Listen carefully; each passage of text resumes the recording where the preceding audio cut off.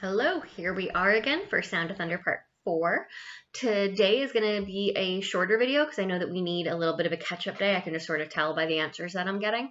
So we're going to just kind of read a little bit today. I'll give one question and we'll call it there. I also would like to apologize for having to cancel Zoom yesterday. I am working on something with Miss Dina to figure out a way that we can use a video chat that wouldn't be Zoom. And she's pretty close to figuring something out. So hopefully I will get to see all you guys soon. I do actually really look forward to seeing everybody. So I'm glad that we seem pretty close to getting something figured out.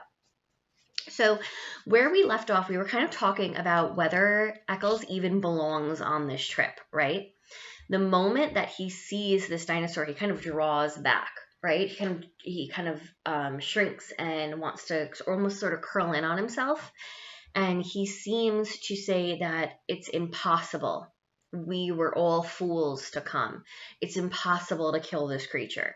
Now we know that nothing really is impossible to kill, right? So what he really is talking about is not that it is impossible to kill a Tyrannosaurus, right? Obviously, they were killed throughout history. Know that this particular one is going to die of some natural causes very soon. But he's saying it is impossible for somebody like me or somebody like us, because he's saying all of them, to kill something so great and so huge, right? And he seems to be talking not just about the animal's size, but about some kind of importance to do with time and space and time travel and history. Because I would argue that he has said he's been on all sorts of these kind of safaris before, and this is the one that he's freaking out and saying, no, we can't do this, right? So he says this was impossible, that it's a nightmare. Travis tells him to walk back to the machine and they'll give him half of his money back. They're like, dude, chill out, quietly walk back, don't cause any more problems, and I will give you half of your money. They're like, don't do anything else, chill out, don't fight with us, just go, right? And Eccles is, I didn't realize it would be this big, but big is in italics, right? So we're kind of talking about more than one big. He's not just talking about it being physically huge. It's kind of a big moment in time, and it's a big moment in Eccles' life. And he didn't realize it was going to be kind of this intense, I would say, more than just big. I miscalculated and now I want out. And that's something that we kind of deal with a lot, is this idea of we miscalculate, we get ourselves into situations that we're not 100% sure we know how to deal with, right? And then it sees us is where we left off. So one of the guides is like, dude, it sees us. Like you need to stop now.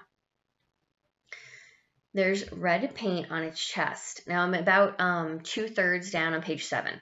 So the red paint on its chest means this is the one that they're supposed to kill. The thunder lizard raised itself.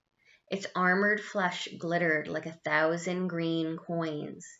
The coins, crusted with slime, steamed.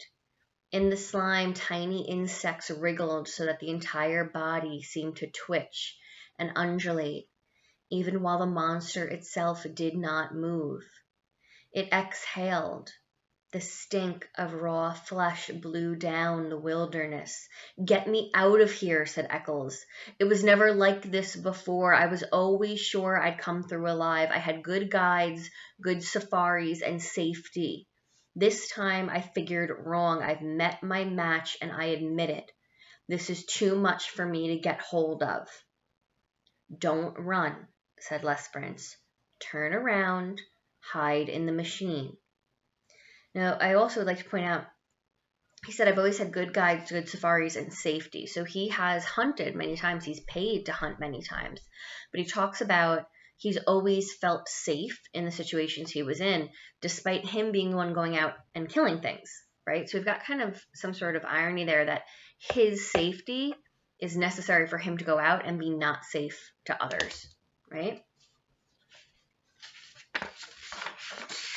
Yes, Eccles seemed to be numb. He looked at his feet as if trying to make them move. He gave a grunt of helplessness. Eccles! He took a few steps, blinking, shuffling. Not that way. The monster, at the first motion, lunged forward with a terrible scream. It covered 100 yards in 4 seconds. The rifles jerked up and blazed fire. A windstorm from the beast's mouth engulfed them in the stench of slime and old blood. The monster roared, teeth glittering with sun. Eccles, not looking back, walked blindly to the edge of the path, his gun limp in his arms, stepped off the path and walked, not knowing it, in the jungle. His feet sank into green moss, his legs moved him, and he felt alone and remote from the events behind. The rifles cracked again, their sound was lost in shriek and lizard thunder.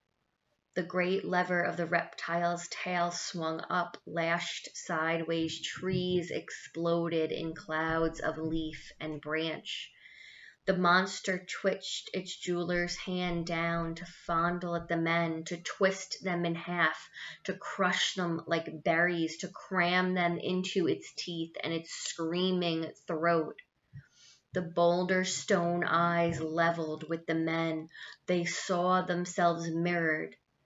They fired at the metallic eyelids and the blazing black iris.